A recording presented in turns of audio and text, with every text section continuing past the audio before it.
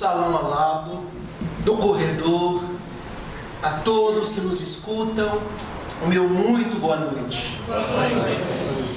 É sempre uma alegria, é com muita satisfação que estamos em Macaé.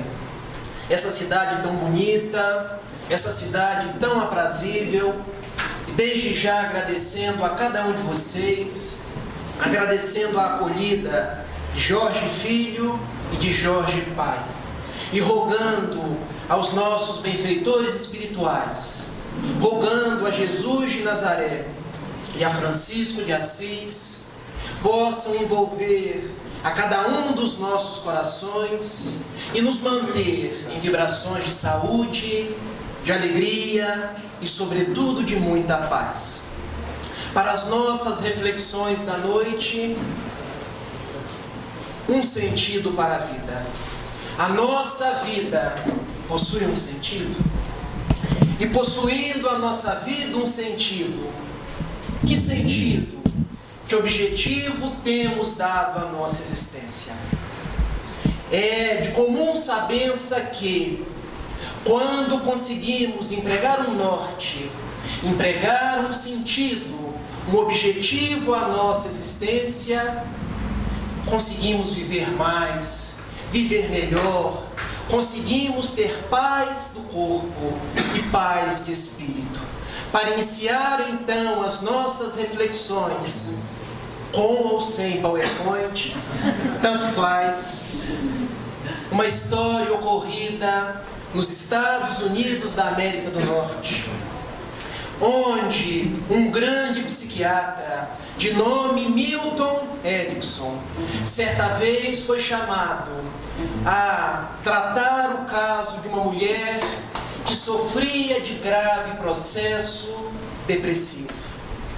Era uma mulher que não saía de dentro de sua própria casa, reclamava de tudo, reclamava de todos.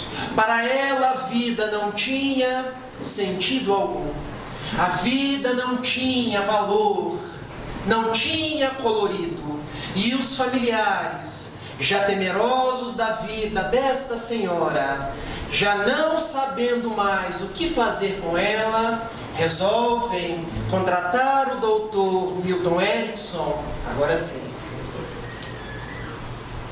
Resolvem contratar o doutor Milton Erickson para poder acompanhá-la. Ele que era psiquiatra, mas igualmente era um grande psicólogo, um grande conhecedor de gente, de almas. E logo da primeira vez que ele foi à casa desta senhora, ao abrir, ele se deparou com um ambiente escuro, com um ambiente onde todas as janelas encontravam-se fechadas.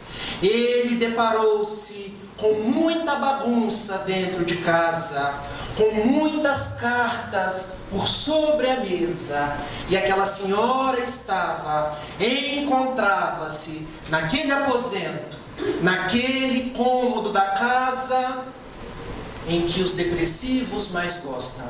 Qual é, pessoal? O quarto.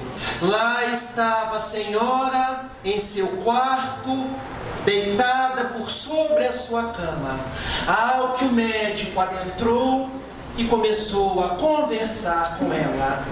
Eu posso te ajudar, mas para que eu te ajude, é preciso que você se ajude primeiro. Não muito diferente de como os médicos conversam ou procuram nos tratar nos dias de hoje. E ela, ao abrir a sua boca, ao iniciar as suas considerações, começou a desfiar um rosário de reclamações. Ah, doutor, eu detesto a vida. Nada para mim tem sentido, doutor.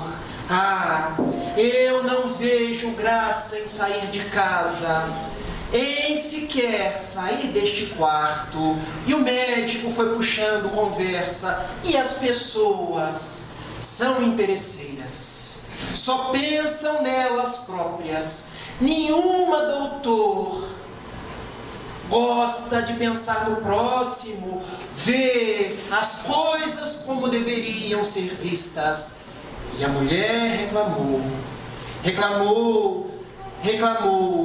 e o médico começou ali um tratamento com aquela senhora, que envolvia não só a parte medicamentosa, com remédios que pudessem recompor-lhe a bioquímica cerebral, mas através do trabalho da psicoterapia, onde pudesse entender as razões profundas das queixas, das angústias daquela paciente.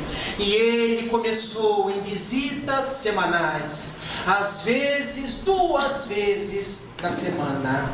E um dia, numa de suas visitas, ele notou algo que poderia ser uma grande proposta terapêutica para a vida daquela senhora. As violetas. Aqui também temos flores. Ele percebeu que na casa daquela senhora, nada obstante as janelas fechadas, o sol não entrava, muita bagunça, muitas cartas, correspondências sobre a mesa, haviam muitas flores, haviam muitas violetas, e eu hei de encontrar um sentido para a vida desta senhora, e hei de recuperar a sua saúde física, a sua saúde mental, dando a ela ou devolvendo-lhe o prazer dentro daquilo que ela mais gosta, as flores. Na conversa daquela tarde, e aí, como você está? E como costumeiramente ela respondia: pessimamente mal, doutor. Aliás, eu não gosto do senhor. Quando o senhor vem até esta casa, eu já me agito. Lá vem aquele chato me fazer perguntas, querendo saber de coisas que eu não gosto de conversar com ninguém. Mas o médico foi perspicaz e lhe disse: curioso, a senhora não sai de casa, nem muito menos levanta da sua cama, mas tem as mais belas flores na sua mesa, na cabeceira da sua cama e em lugares estratégicos da sua casa. Ela então responde: doutor, se não fossem essas flores, eu já teria morrido. Se não fossem as minhas violetas, doutor, eu já teria partido desta, sei lá, se para melhor ou para pior, respondia a mulher, vítima da depressão. E o doutor então lhe disse: pois é, então a sua vida não é nem tão triste, nem tão ruim quanto a senhora acha ou a senhora fala. A senhora gosta de flores, de plantas, de violetas. Ah, doutor, eu amo as minhas flores, eu converso com elas, doutor. Você acredita que o ser humano pode conversar com flores? E como era um médico bastante acostumado aos problemas humanos e em recuperar pacientes, ele diz: eu não só acho, eu tenho certeza. Ah, doutor, o senhor já está até me parecendo um cara legal. Pois muito bem, doutor, eu me abaixo e converso com as flores, e elas parecem que conversam comigo, elas interagem comigo. Ah, doutor, se não fossem as flores. Pois muito bem, a senhora diz que a sua vida é triste, que não tem sentido de viver, que não quer levantar da cama, mas ama as flores. Eu vejo na sua mesa muitas correspondências. O que são aquelas correspondências? E a mulher respondeu: doutor, são convites de parentes chatos, que me chamam para ir à igreja, que me chamam para passear, que me chamam para jantar, e a senhora o que faz? Muitos deles eu atiro ao lixo, outros tantos eu rasgo, mas a maioria eu deixo em cima da mesa. E o médico, eu percebo, porque estão amontoadas muitas correspondências e vão ali ficar, eu não vou tirar. O médico então propõe-lhe uma providência. Eu então lhe sugiro, você não gosta da vida nem das pessoas, mas ama as flores, ama as violetas, então passe a abrir as correspondências, passe a lê-las, e as pessoas que te convidam para fazer alguma coisa, você diz que são pessoas chatas, mas podem ficar melhores se tu ofertar a essas pessoas aquilo que você mais gosta, dar de uma de suas violetas para uma delas. E por que, doutor? Pergunta a matrona. Eu faria isso por uma razão muito simples, porque podem ser pessoas tristes iguais a você, porque podem ser pessoas com problemas, com dificuldades iguais a você, e quem sabe as violetas não serão para essas pessoas uma razão de viver, não darão para elas um sentido para a vida. E ele assim fez. E a mulher: prometo, doutor, que eu vou pensar, que eu vou refletir. Ele se foi. E naquele mesmo dia ele pediu que os familiares daquela matrona, daquela senhora, enviassem até ela as mais variadas correspondências, a chamando para ir nos mais variados lugares, e utilizassem de outros nomes, e utilizassem de pseudônimos, ao que um familiar indagou. Mas isto é um blefe, isto é uma mentira. Ao que o médico respondeu: isto é uma proposta terapêutica, isto é uma proposta pedagógica, porque eu estou tentando, com a familiar de vocês, colocá-la em movimento, colocá-la para trabalhar e, principalmente, devolver a esta senhora uma razão de viver, um sentido para a existência. Ela precisa ocupar-se, ela precisa pensar em algo, ela precisa viver para algo. Então, doutor, disseram os familiares, nós aceitaremos, e começaram a mandar as mais variadas cartas, as mais variadas correspondências. No outro dia, ele dirigiu-se à casa da mulher, e aí o que me diz? Doutor, eu aceito a sua proposta, eu enviarei uma de minhas violetas a cada um que me fizer um convite. Pela primeira vez ela levantou da cama, pela primeira vez ela começou a pensar em algo que não fosse tristeza, que não fosse coisas ruins, que não fosse sobre os problemas ou os vícios das pessoas. Ela abriu a carta, disse que não poderia ir ao compromisso e mandou uma violeta àquela pessoa.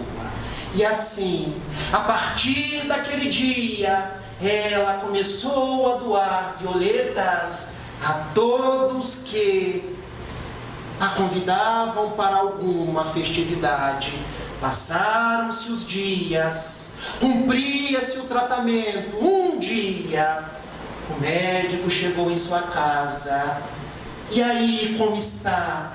Doutor, estou muito atarefada, não tenho tempo para mais nada, e algo me consome o coração. O que? A tristeza, a reclamação sobre a vida. Não, doutor, as minhas violetas acabaram, e as cartas não param de chegar, eu não tenho mais violetas para dar. O que eu faço? E o doutor tem uma floricultura ali na esquina. Vamos comprar violetas. Não, doutor, eu não saio desta casa há muito tempo, há alguns anos, para dizer a verdade. E o médico, eu estou vendo, você está muito branquinha, um tanto quanto desbotada.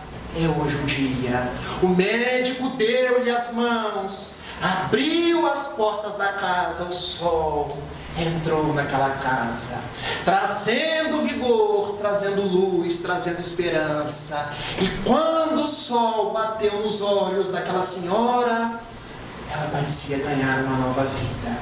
Foram até a floricultura, compraram as flores, e ela continuou a doar violetas, a doar flores a cada uma das cartas que lhe chegavam. O tempo se passou, um dia o médico chegou, e aí? Ah, doutor, a vida, doutor, é tão bonita, é tão boa de ser vivida. Eu não tenho tempo mais para pensar em tristeza, para pensar em qualquer tipo de reclamação.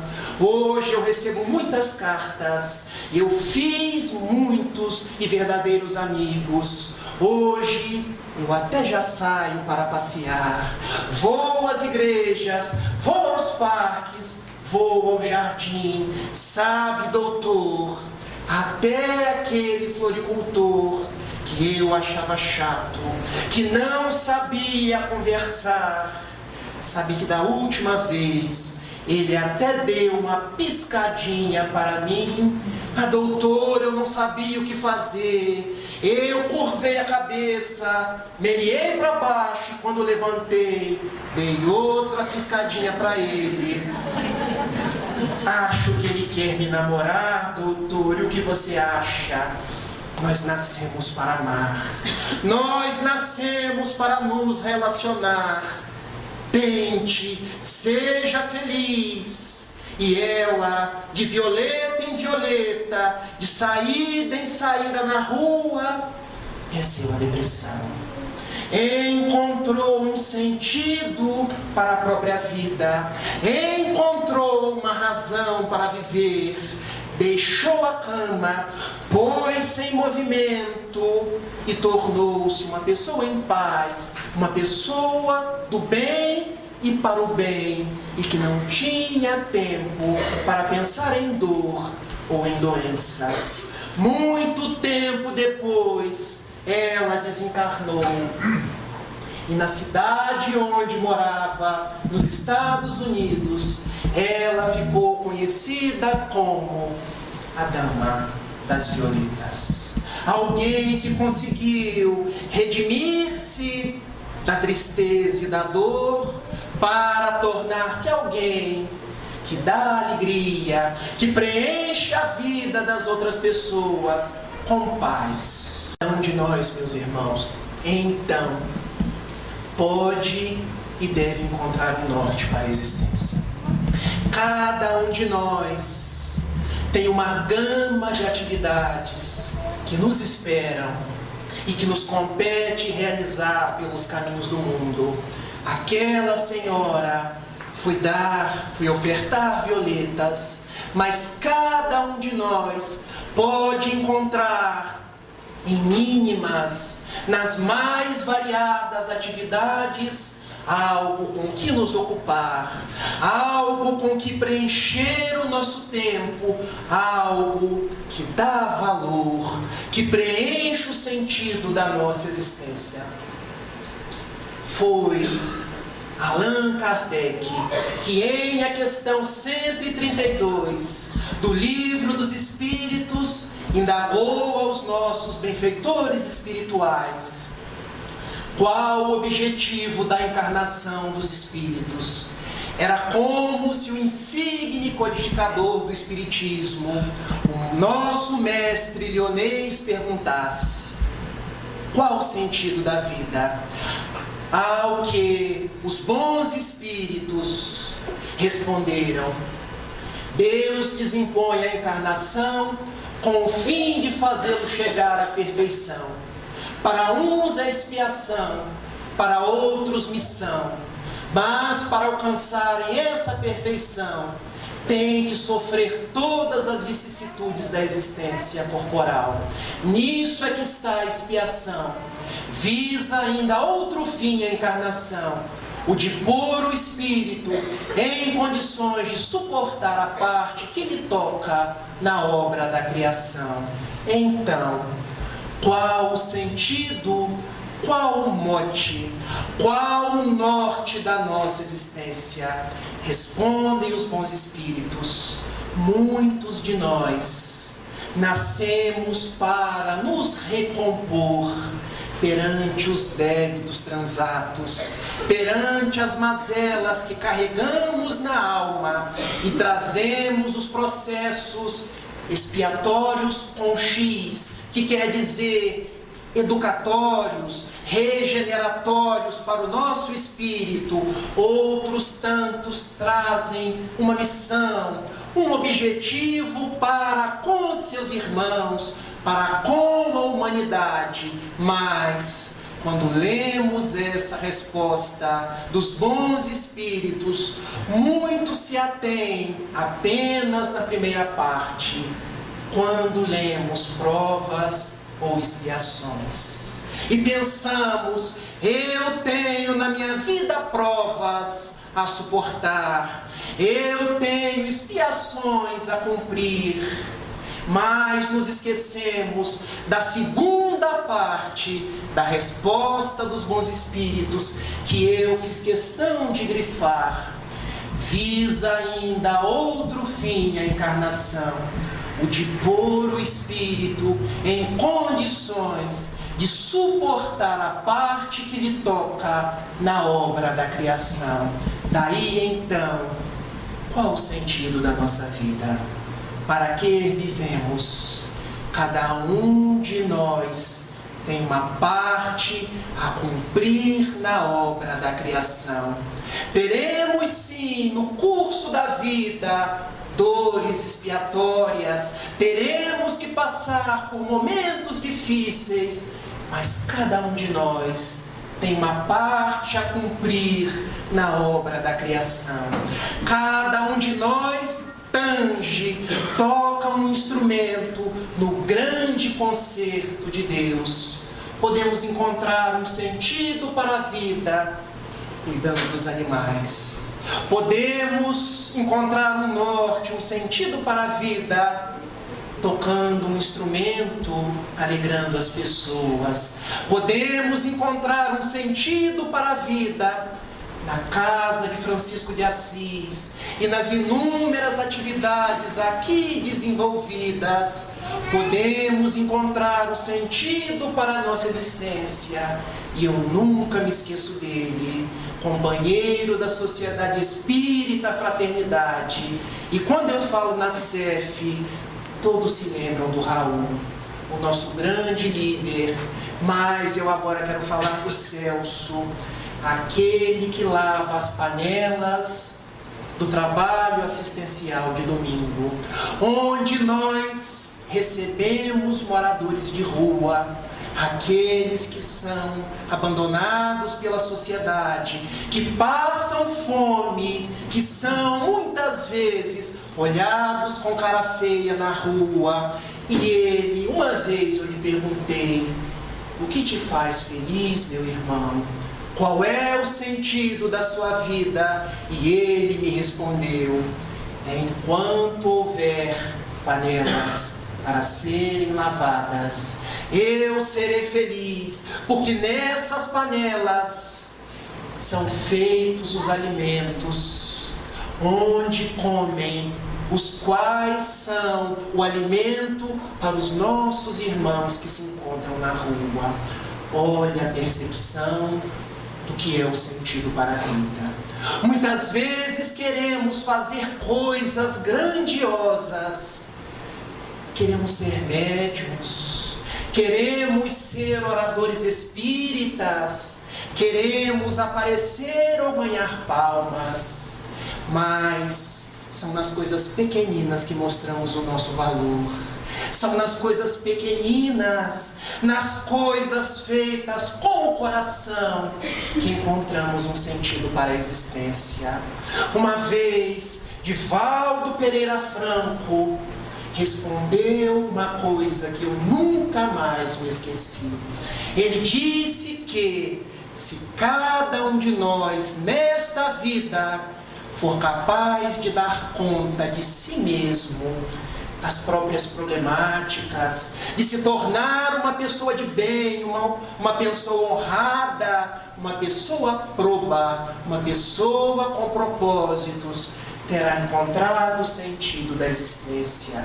Mas nós, muitas vezes, queremos dirigir massas, queremos influenciar pessoas, enquanto trazemos o próprio íntimo em frangalhos. Então, o sentido para a vida está naquilo que nós gostamos de fazer, mas também naquilo que nós nos sentimos habilitados para fazer. Se é pequeno, não importa, porque pouco com Deus é muito. Se eu ainda não consigo ajudar a muita gente, que eu ajude a mim mesmo a me tornar uma pessoa de bem. Que eu ajude aqueles que estão do meu lado, os meus familiares. Muitas vezes na rua, eu sou um grande trabalhador do bem, e dentro de casa um verdadeiro déspota, um verdadeiro tirano. O sentido para a vida, cada um de nós o pode encontrar nas mais variadas tarefas. Mas na noite de hoje, eu trouxe 5 propostas para a nossa reflexão, para que, pensando nessas 5 propostas, se ainda não sabemos o sentido da vida de cada um de nós possamos encontrá-lo. E a primeira proposta é: a vida é bela. Mas, Rafael, eu quero encontrar um norte para a minha vida, e você vem dizer que para encontrá-lo eu tenho que pensar que a vida é bela. Sim, porque quem não consegue ver beleza na vida, quem não consegue ver colorido nas coisas, não consegue encontrar um próprio caminho por onde possa percorrer. Porque no mesmo mundo onde hoje ligamos a televisão e ouvimos falar em corrupção, e ouvimos falar em problemas na família, e ouvimos falar nas mais variadas dificuldades, é o mundo que Deus ornou com a natureza mais bela. É o mundo que Deus ornamentou com as flores de mais variadas cores. É o mundo onde encontramos pessoas devotadas, pessoas fraternas. E como então enxergar beleza na vida? E como então encontrar um norte para a existência? É tudo questão de ponto de vista. Diz-nos Jesus no Sermão da Montanha, Mateus capítulo 5, quando os teus olhos forem bons, todo o teu corpo terá luz. Há pessoas que olham para este copo e falam: é um copo vazio, porque está com água pela metade. Não vão conseguir encontrar um norte para a existência, porque a visão do mundo é pessimista, a visão do mundo é triste, porque quem é otimista, quem consegue ver colorido nas coisas, olha para o mesmo copo e fala: é um copo com água, ainda que pela metade ele está preenchido. Não foi por outra razão que Fernando Pessoa, o grande pensador e poeta português, em uma de suas mais belas poesias, nos disse: nem todos são dias de sol, pois que a chuva, quando falta, pede-se. Por isso tomo a infelicidade como a felicidade, assim como quem não estranha que haja rochedos e ervas, que haja planícies e montanhas. O importante é ser natural e calmo, olhar como quem sente, andar como quem olha, e quando se vai morrer, lembrar que o dia também morre. E é belo o poente, como é bela a noite que fica. Nos seus singelos versos, Fernando Pessoa queria dizer que precisamos do sol como precisamos da chuva, que precisamos dos montes como precisamos das planícies, que a vida é um poema de beleza e de felicidade nos dias da alegria ou nos dias da tristeza, porque quando estamos alegres, rejubilamo-nos pela graça recebida do Pai, mas quando a tristeza nos visita, rejubilamo-nos da mesma forma pela oportunidade do aprendizado. Então, primeira proposta para pensar em um sentido para a vida é bela. Segunda proposta, eu nasci para amar. Aqueles que ainda não encontraram um sentido para a existência e querem na noite de hoje levar consigo uma proposta, uma consideração, um norte, levem isso como que grudados no espírito. Coloquem essa frase como um imã na geladeira. Nós nascemos para amar, porque o amor é o sentimento que nos liga a Deus, porque o amor é a proposta máxima que Jesus veio nos trazer à terra. Não foi por outra razão que em João capítulo 15, versículo 12, ele nos ensinou: o meu mandamento é este, que vocês vos amem como eu vos tenho amado. Daí então, se queremos encontrar um objetivo, um norte para a nossa vida, precisamos amar. Porque quem apenas quer ser amado, quem acha que o mundo gira ao redor do próprio umbigo, quem quer que as pessoas fiquem rodeando, remontando a própria criança em seu egocentrismo, ainda não saiu da infância do sentimento. Como nos diz a benfeitora Joana de Ângeles, nós nascemos para amar, nós nascemos para nos aproximar uns dos outros, para enxergar as misérias, muitas vezes ocultas ao nosso olhar. E por isso, essa razão das nossas casas espíritas, aproximarmos-nos uns aos outros, exercitar o amor e ganhar um norte para a nossa existência. Terceira proposta. Quem é essa, pessoal? Parecem-se muito. Esse é o anjo bom da Bahia. Quem é, pessoal? Agora vocês não esquecem mais. É uma pessoa que conseguiu transformar um galinheiro no mais amplo e hoje maior complexo hospitalar da Bahia. As casas de saúde Santo Antônio, e uma das maiores do Brasil, porque ela descobriu um sentido para a existência dela. Qual é o sentido? Servir. Foi Jesus que disse a cada um dos nossos corações: vós me chamais mestre e disseste muito bem.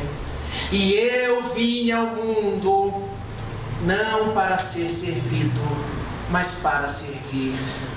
Então, cada um de nós que ainda não se amoldou a uma espécie de serviço, que nos acostumemos desde então, que deixaremos de lado as ites, da artrite, a ose, da artrose, da osteoporose e das mais variadas depressões.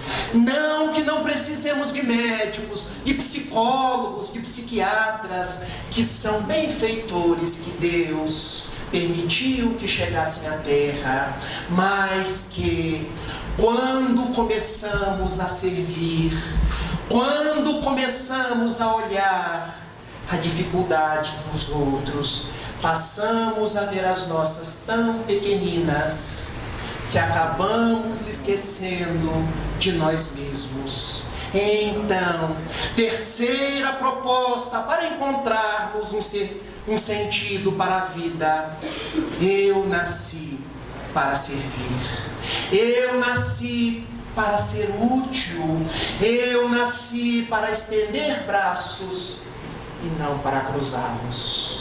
Dizia Mohandas Karamchand Gandhi, o Mahatma, que vem do sânscrito e quer dizer grande alma, Mahatma Gandhi. Quem não nasceu para servir, não serve para viver.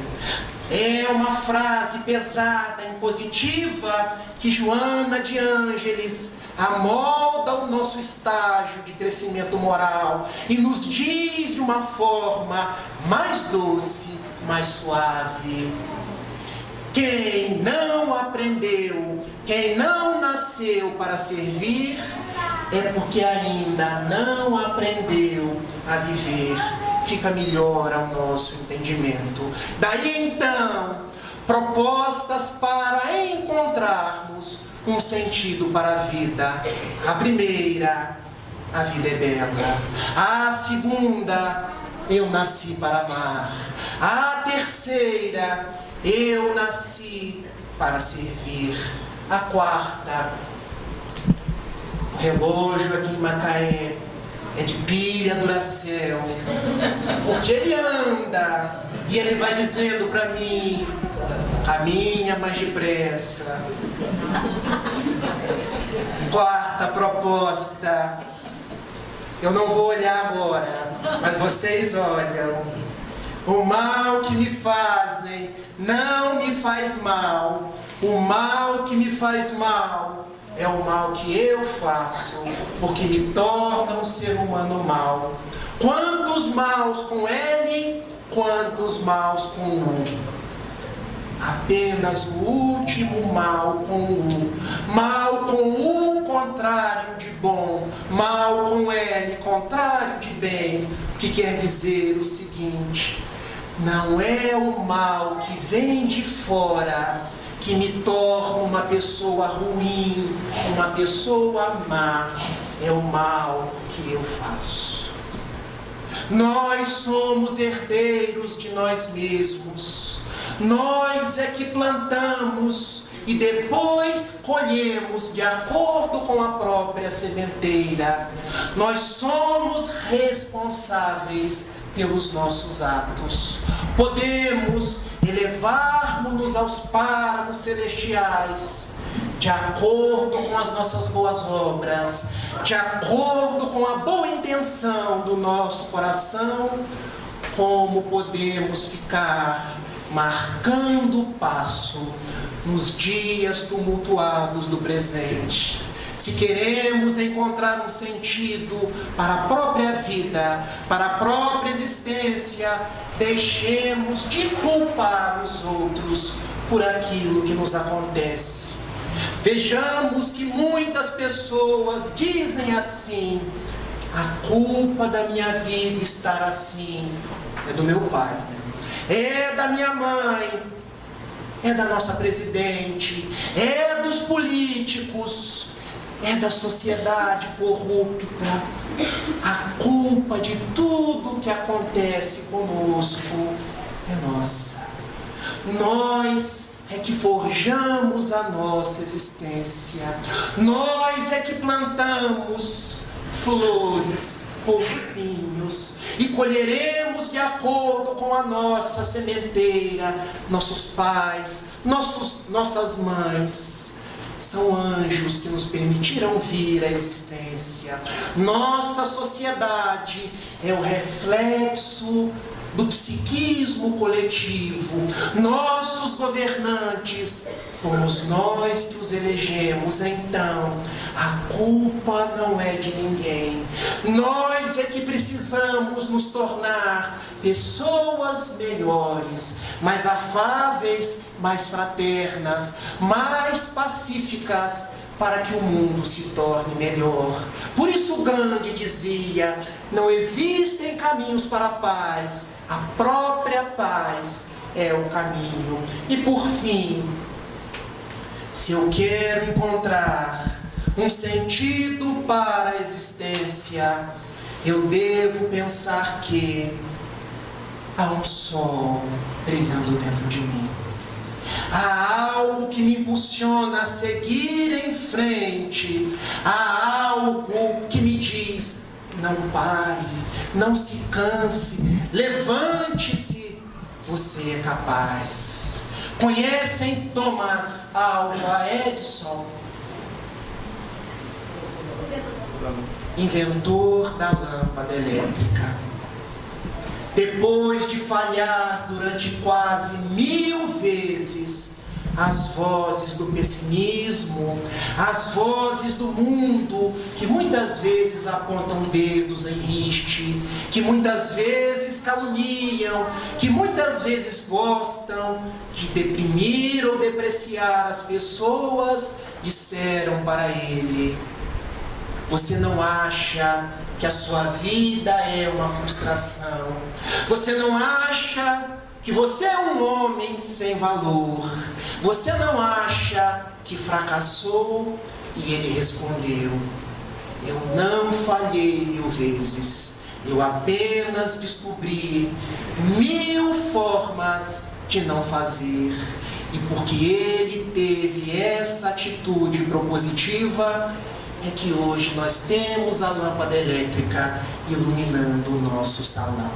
Daí então, se eu quero ter um sentido, encontrar um norte para a minha existência, eu devo saber que há um sol brilhando de mim, Jesus de Nazaré, que nos acompanha há mais de 2000 anos, que quando muitas vezes tombamos perante o mundo, e as pessoas nos falam: você não vai conseguir, ele nos fala: vai sim, levanta. Quando os vícios nos derrubam e muitas vezes sentimos-nos fracassar, ele vem por intermédio dos benfeitores: levanta, meu filho, há um sol brilhando dentro de você.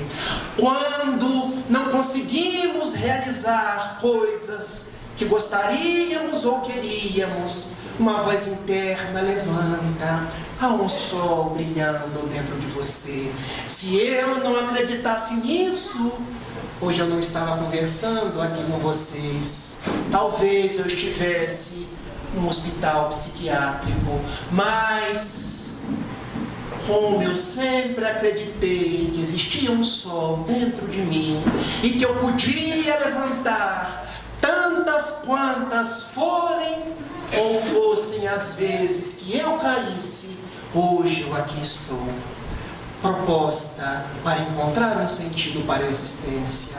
Há um sol, Jesus de Nazaré, brilhando no íntimo de cada um de vocês, brilhando no íntimo, cuja história de vida, cuja biografia encanta-nos profundamente, porque era um médico, era um grande psiquiatra, era um grande conhecedor das problemáticas humanas. O ano de 1938, as tropas da SS, as tropas de Hitler invadem a Áustria, invadem Viena, e porque ele era judeu, ele é levado junto de sua mulher, junto de seu pai e mãe, para Auschwitz, na Polônia. E lá ele perpassa os 7 anos terríveis da guerra, perpassa dores, perpassa frustrações, perpassa aflições, mas lá de dentro ele não perde o sentido da vida. Ele percebe que as pessoas que conseguem viver para algo ou viver para alguém suportam as mais variadas vicissitudes, suportam os mais variados problemas. Ele era médico e todas as noites ele ia de enfermaria em enfermaria, de quarto em quarto, querendo saber das dores dos seus irmãos, querendo saber qual dos pacientes ele poderia atender. E permanece vivo, permanece alegre, permanece nutrindo um sentido para a vida durante todos os dias da Segunda Grande Guerra, que termina, e ele sai das prisões, ele sai dos campos de concentração, e ao sair de lá, ele se torna um grande escritor. Ele se torna alguém que ajuda outras pessoas. Sai em 1945, vive até 1997. Cria a logoterapia, a terapia que trata as pessoas devolvendo-lhe um sentido para a existência, devolvendo-lhe um norte, uma razão de viver, tomando por base as próprias experiências. E ele narra a própria experiência neste livro aqui, Em Busca de Sentido, do qual eu me espelho para falar para vocês na noite de hoje. E neste livro eu retiro uma frase que gostaria que servisse para as nossas reflexões. E a frase é essa: nós que vivemos em campos de concentração, e poderia ser assim, nós que vivemos dores, nós que choramos, nós que passamos dificuldades durante o transcurso da existência, lembramos-nos dos homens que caminhavam pelos alojamentos, confortando os companheiros, oferecendo-lhes seu último pedaço de pão.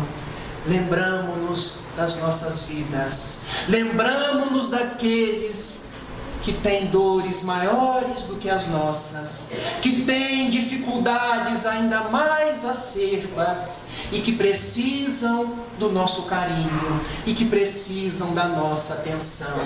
E continua Viktor Frankl: eles eram poucos em número, nós, os trabalhadores do bem, ainda somos poucos, mas podemos crescer, podemos nos multiplicar, podemos, pela corrente do bem, permitir que o amor de Jesus se espalhe por sobre a terra.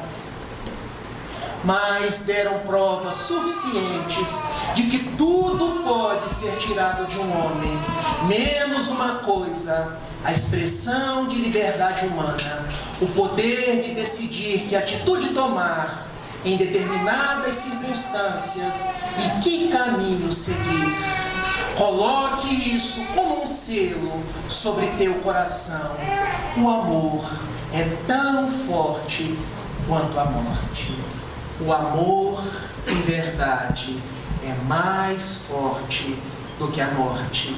Então, meus amigos, essa experiência de Viktor Frankl, que sobrevive às dores de um campo de concentração e consegue de lá sair para dar ao mundo testemunho de que o amor é mais forte do que a própria morte.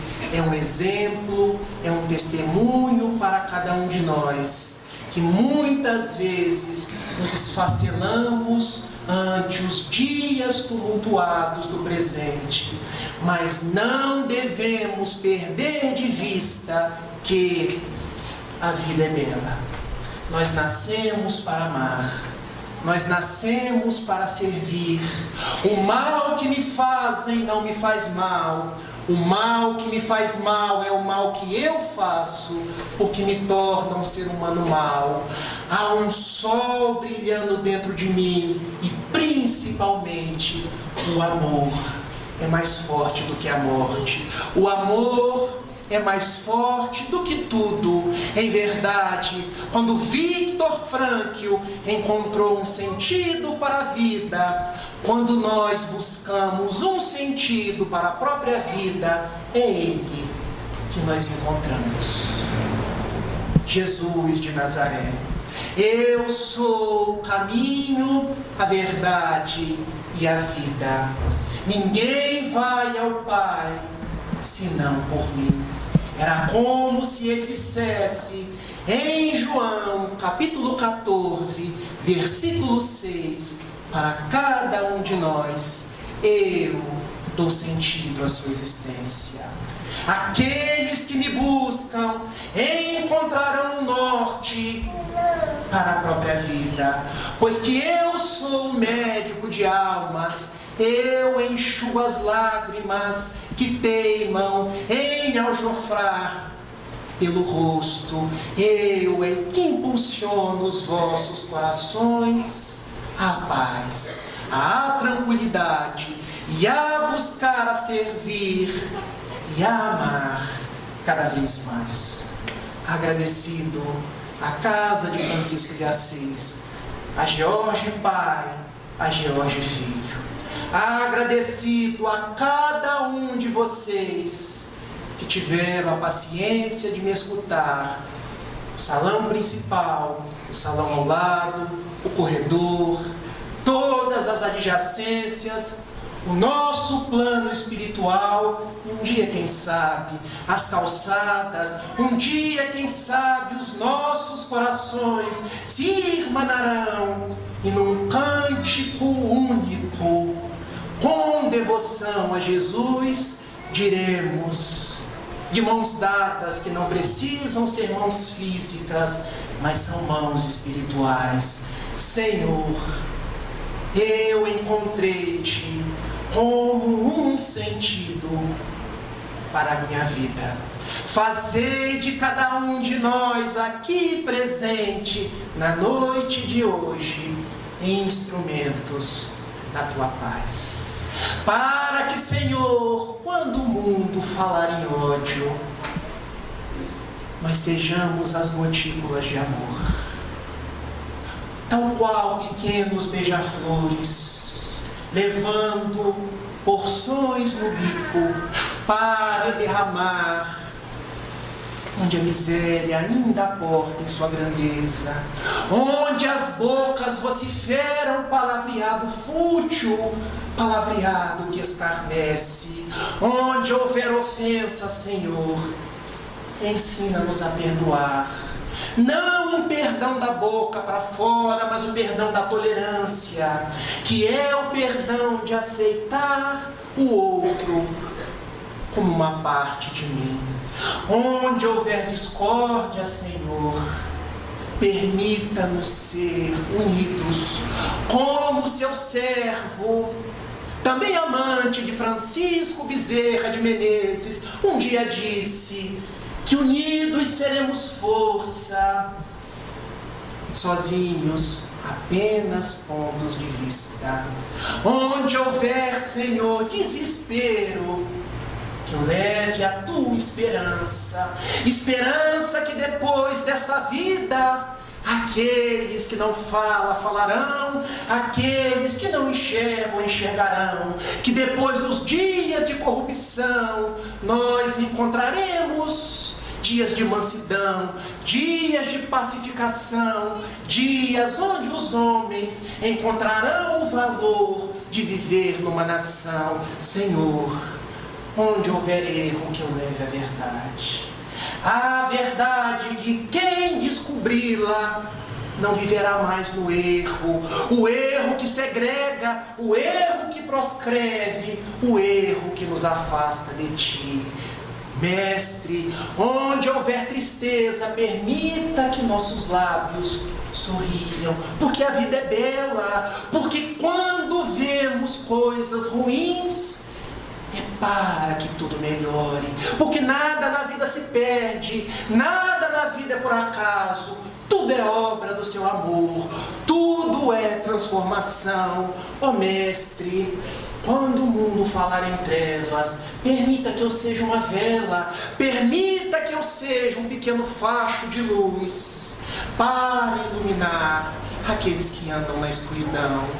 Ó Jesus, que eu consiga cada vez mais e mais consolar, na atitude daquele que vai ao encontro, daquele que abraça, daquele que afaga, do que ser consolado, compreender do que ser compreendido e, sobretudo, amar do que ser amado. Amar da minha família, os que não são da minha família, amar os meus inimigos, amar aqueles que gritam comigo, amar aprendendo a dar a outra face, porque, Senhor, é dando que se recebe. Nós não seremos julgados pela cor do nosso credo religioso, mas por aquilo que dermos com sinceridade do nosso coração. É perdoando que se é perdoado e, sobretudo, é morrendo, não a vida física, mas a vida dos erros, o homem velho que se vive para a vida eterna, a vida que não cessa, a vida que Tu nos prometestes. Ó Senhor, dai-nos a Tua paz e mantenha-nos sob as luzes do Teu bem, hoje, agora e sempre. Que assim seja.